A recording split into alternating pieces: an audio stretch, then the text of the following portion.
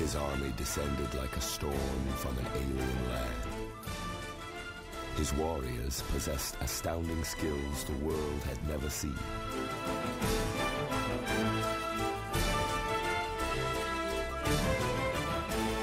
His ambition knew no bounds. From the burning deserts to the frozen north, his army would unleash their fury across Asia and into Europe.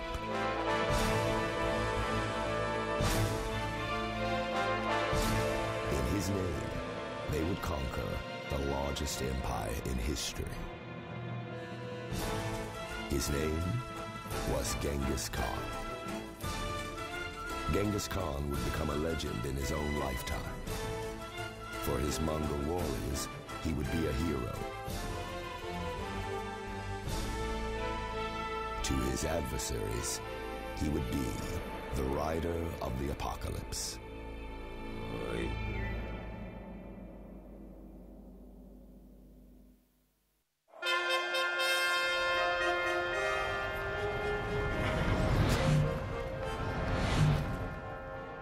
Europe, early in the 13th century.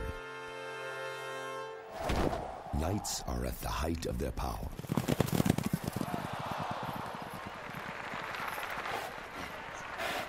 In a medieval world, they are the ultimate weapon of war.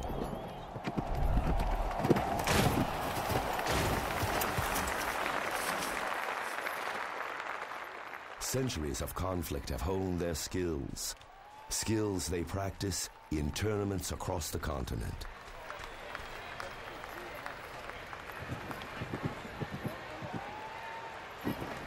They are iconic symbols of European virtue and valor.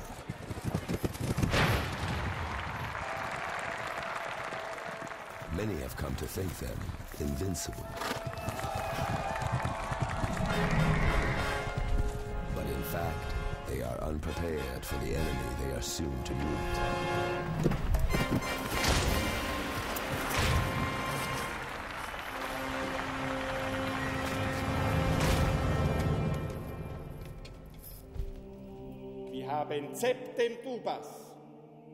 Priests do not place their faith in knights.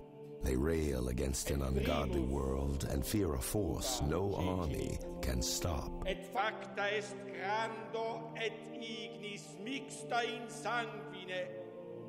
Their sermons draw from the book of Revelations. They prophesize a coming apocalypse, an apocalypse that will break across a sinful Europe like demons unleashed.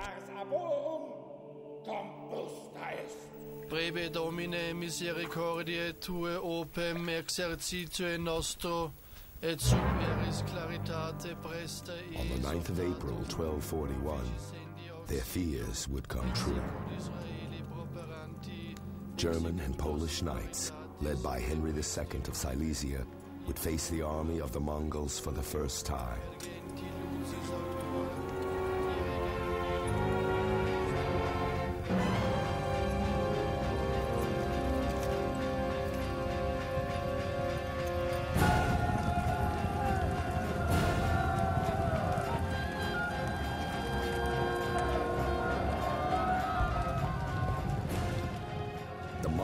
Fight with a courage inspired by their legendary leader,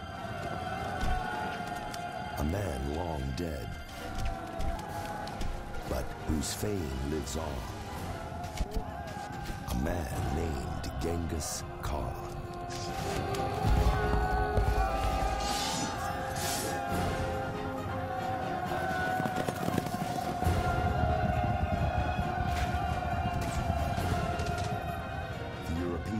Are stunned by the alien riders.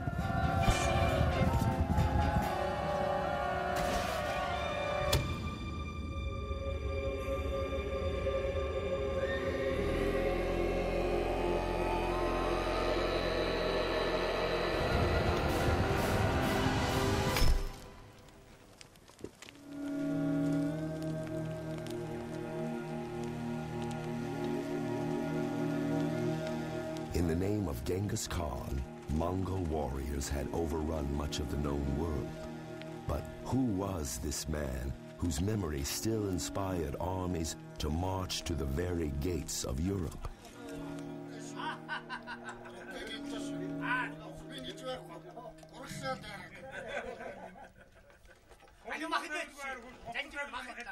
We have little information on the life of Genghis Khan.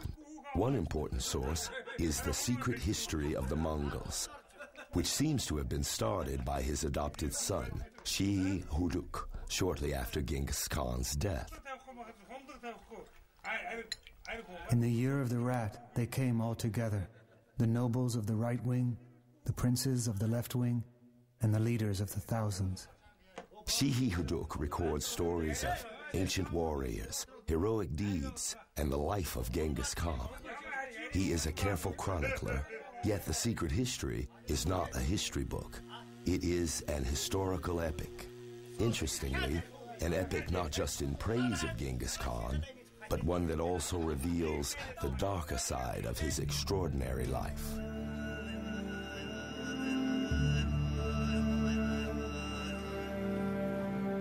Sometime in the middle of the 12th century, a powerful Mongolian general returns to his camp after a successful raid.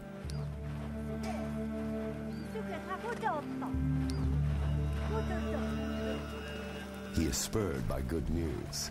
His wife has given birth to a son.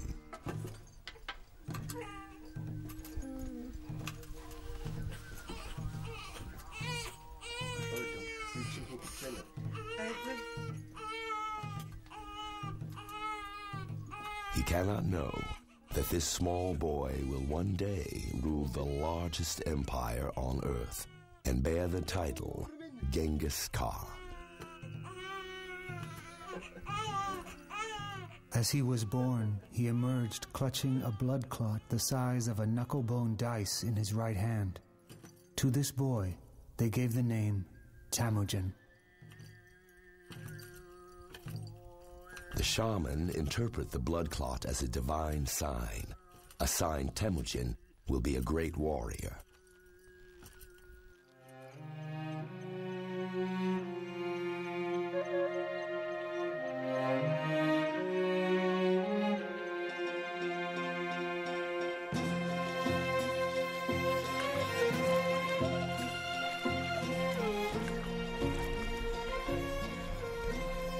Temujin comes from a noble family. His father is a respected warrior who has fought many battles and increased his clan's wealth and land.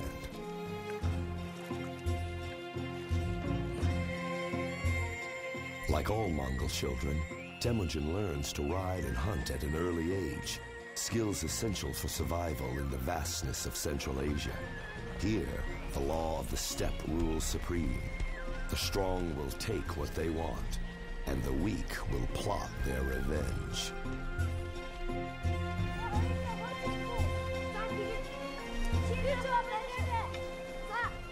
Temujin makes friends among his clan. His best friend is a boy named Jamuk. They are like brothers.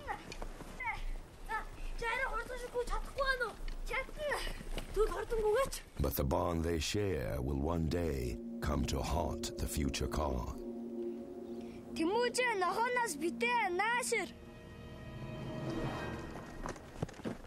The two become blood brothers, exchanging arrows as a sign of closeness.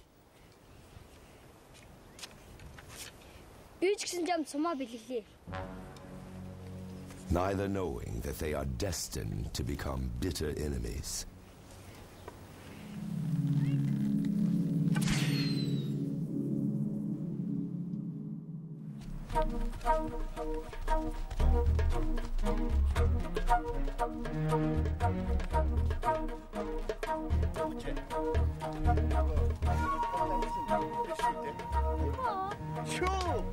Temujin enjoys a virtually carefree childhood. When he is just 9 years old, his father takes him to find a bride.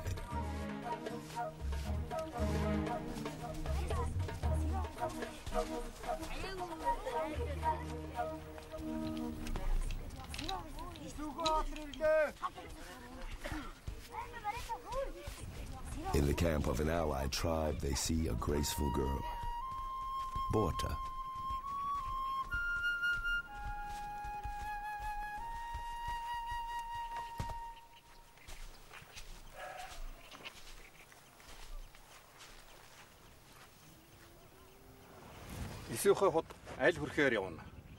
Temujin's father proposes the union, and in accordance with Mongol custom, the young Temujin must live for a time with the family of his betrothed.